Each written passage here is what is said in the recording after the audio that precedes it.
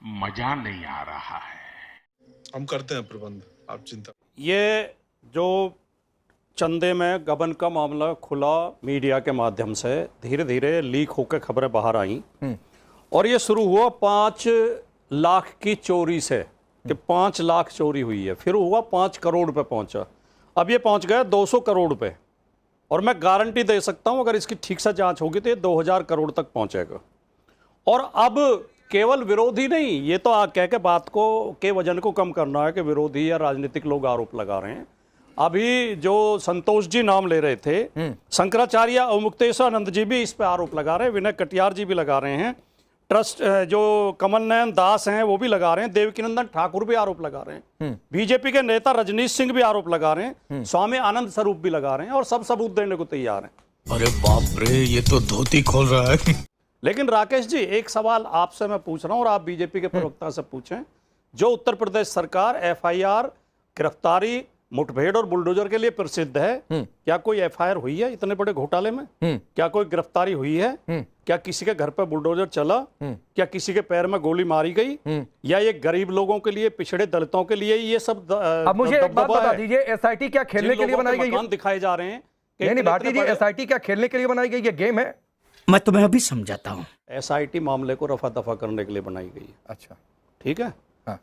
हमारे नेता, समाजवादी पार्टी के शानदार नेता जो मंत्री रहे, सांसद रहे, श्री अपने आजम खां साहब को जमीन घोटाले और किताब विताब का नाम लेकर, यूनिवर्सिटी का नाम लेकर जेल में डाल दिया गया। जांच बाद में हुई, पहले उन्हें जेल में डाल दिया गया। ठीक है। चंपत राय बाहर रहेंगे, चंपत राय हॉस्पिटल में रहेंगे। ठीक। और असली तो नाम जो आ रहा है चंपत राय का, टिन्नू क्या है? टिन्नू चंपत राय का ड्राइवर है। ठीक है, जब ठीक ड्राइवर है। सूर्या मैथिल, एसआईटी मामले को रफा दफा करने के लिए कितना गबन किया होगा आप अंदाजा लगाइए। ये फंस गया सीएम। एसआईटी रफा दफा करने के लिए बनाई है। सुप्रीम कोर्ट ठीक है, ठीक है। सूर्या मैथिल का भी पक्ष सुनते हैं। सीबीआई जांच करे, पहले सबसे पहले एफआईआर दर्ज हो। ठीक है। और जो आरोपी हैं वो जेल भेजे जाए। अरे सुन लीजिए भाटी साहब, ये ड्रामा चल रहा क्या इस उत्तर प्रदेश में? अरे नए नए राम भक्तों, सुन लो पहले बात को। बोल बोल। पहले तो आपको और पूरे देश को भारत माता की चंदे गबन पे बोलो। देखिए पूरी डिबेट में पे जवाब अभी दो। आपने, अरे भैया सुन तो लो, राम भक्तों के हत्यारों, इतना काहे व्याकुल हो रहे हो भाई मेरे? कभी ब्राह्मणों को गाली देते हो, कभी जाटों को देते हो, चोर कभी हमेशा गुजरों ऐसे को चिल्लाता देते हो, जैसे राम तुम भक्तों चिल्ला को दे रहे हो। सुन लो चोर ऐसे पहले। परेशान होता है, चोर ऐसे ही अरे भाई साहब भागता है। देखिए देखिए चोर देखिए, ऐसे ही ये करते हैं गलत जैसे बात तुम है। डर रहे हो। ये देखिए अब ये फैक्ट सारे नहीं चोर आने ऐसे ही देंगे। करते हैं। अब ये फैक्ट नहीं सारे आने चोर देंगे, ऐसे अभी ही चिल्लाते चिल्लाते हैं। रहेंगे। कभी ब्राह्मणों को गलत गाली बात देते आपने हैं, कभी शुरू की है। दलितों को गाली देते हैं, कभी गलत बात जाटों को आपने और शुरू कभी की थी। ओबीसी को, और यहाँ बैठ के राम भक्तों को दे रहे हैं। हाँ, देखिए अरे तुमने तो राम पांडे भी नहीं जी, बख्शा यार, तुम किसे यहाँ पर बख्शोगे? आपने तुम तो प्रभु राम के भी चंदे खा गए। तुमसे बड़ा चोर कोई होगा दुनिया में? राम भक्तों के जिनके हाथों में खून का सुनाने से जो है नाटक से पूरा काम नहीं सने चलेगा। हुए हो, चोरी पे वो जवाब यहाँ दो। बैठ के ज्ञान ना बांटे। चंदा पहली चोर जेल क्यों नहीं गए ये बताओ? सुन लो पूरी बात को, बीच में क्यों बोल गबन रहे हैं? करने वाले बाहर क्यों हैं, जेल क्यों अच्छा नहीं ठीक गए? है, इसका जवाब दो। ये एक मिनट दोहा सुनाने से काम भाटी नहीं जी, चलेगा। मैं इतने देर तक नहीं बीच में आ रहा था, एक बार देश को आ बहुत जाए बात बेवकूफ उनकी, बना सूर्या दिया। मैथिल की। चंपत राय जी ने पहले ही इस चीज को क्लियर किया सोशल मीडिया पे, उन्होंने खुद प्रेस कॉन्फ्रेंस करके कहा कि ऐसा कोई विषय नहीं है। लेकिन हाँ। जब इस प्रकार के रामद्रोही आरोप लगा रहे हैं, उसके बाद पीएमओ ने भी एक जांच कमेटी बैठा दी। जितनी बार बोल सकते हैं झूठ बोलो। राम करोड़ों लोगों की आस्था का प्रतीक हैं, उनके अंदर आस्था है लोगों की। आस्था में लोगों ने चंदा दिया है, दान चढ़ाया है मंदिर में, इस उम्मीद में कि ये प्रभु राम के चरणों तक पहुंचेगा, हमें इसमें मुक्ति मिलेगी, हमें कुछ लाभ मिलेगा। चंदा चोरों ने, इन रामद्रोहियों ने जनता की आस्थाओं को चुराया है, जनता की आस्थाओं को दोहन किया है। और जितने चंदा चोरों के समर्थक आपके पैनल में बैठे हैं, सबने एसआईटी पे बहुत जोर दिया। एक एसआईटी 2021 में भी बनाई गई थी राकेश जी। 2021 में खबर आई थी कि 2 करोड़ में जमीन खरीद के ऋषिकेश उपाध्याय, जो बीजेपी के मेयर हैं, अयोध्या के मेयर थे उस समय नगर निगम के, उन्होंने 2 करोड़ में जमीन खरीद के 18.5 करोड़ में रामलला के नाम रजिस्ट्री की 15 मिनट के अंदर। और तब बड़ी बड़ी बातें की गई थी कि एसआईटी बना दी गई है, इसकी जांच होगी, किसी दोषी को बख्शा नहीं जाएगा।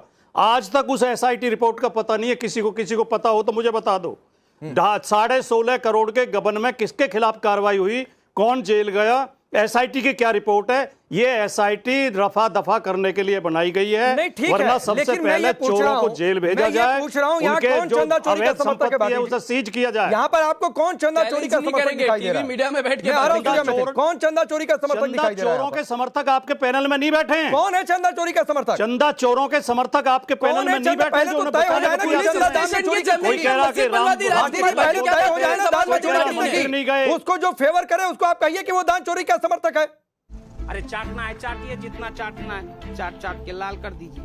देखिए राकेश जी, सवाल ये है ही नहीं, ये मान के बैठे हैं राकेश भाई, ये तो मान के बैठे हैं। इनने तो मान लिया क्योंकि डिफेम करने में मजा आ रहा है। ठीक, ये बीच में क्यों चिल्ला रहे हैं?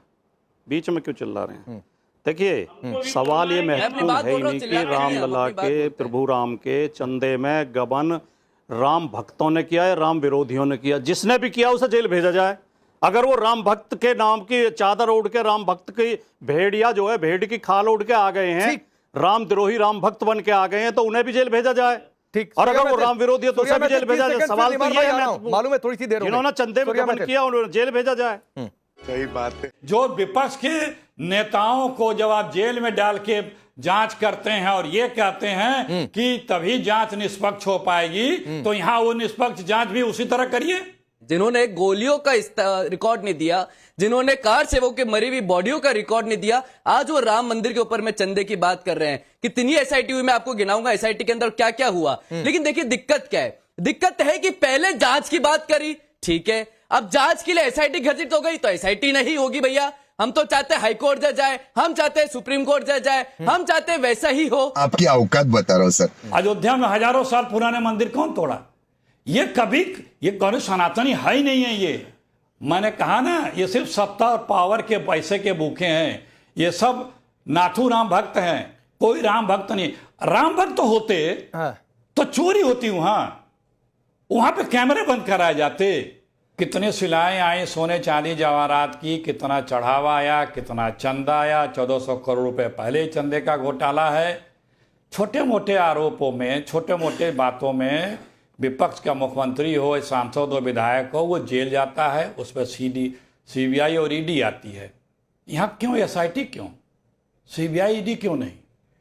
सुप्रीम कोर्ट हाई कोर्ट के जज के देख रेख में जांच क्यों नहीं? ये सामान्य घटना है। विपक्ष से ज्यादा बीजेपी के लोगों ने इस बात को उठाया है। शुरुआत में उन लोगों ने बातें बताई हैं।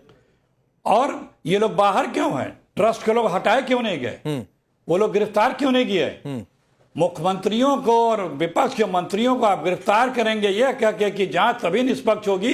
अगर ये लोग बाहर होंगे तो निष्पक्ष जांच नहीं हो पाएगी। ये लोग क्यों बाहर हैं? Good question. ये कोई राम भक्त नहीं है। ये सब के सब नाथू राम भक्त हैं। एक सवाल है, पहले भी कहती थी कि पहले ये चंदा खाएं, बाद में चढ़ावा खाएंगे, और वही साबित हो रहा है। देखिए बात जनता तक पहुंच चुकी है, लोग देख रहे हैं। शुरू से ही इनका यही काम रहा है, सिर्फ भावनाओं से खेल करके अपना राकेश भाई हित साधना।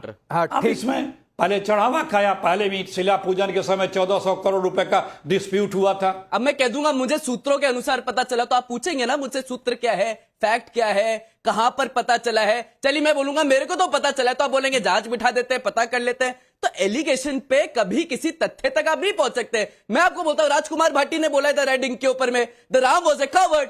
अब उस पर अगर मैं फैक्ट देता हूं तो एफआईआर भी होगी और जांच भी होगी, जांच होगी तो मैं गलत भी होऊंगा, सही भी साबित होगा। लेकिन दिक्कत है कि जो केदारनाथ के ऊपर में भी एलिगेशन 2023 में लगा रहे, 24 में लगा रहे थे यही कांग्रेस सरकार, एसआईटी बैठी, कोई नहीं पाया गया।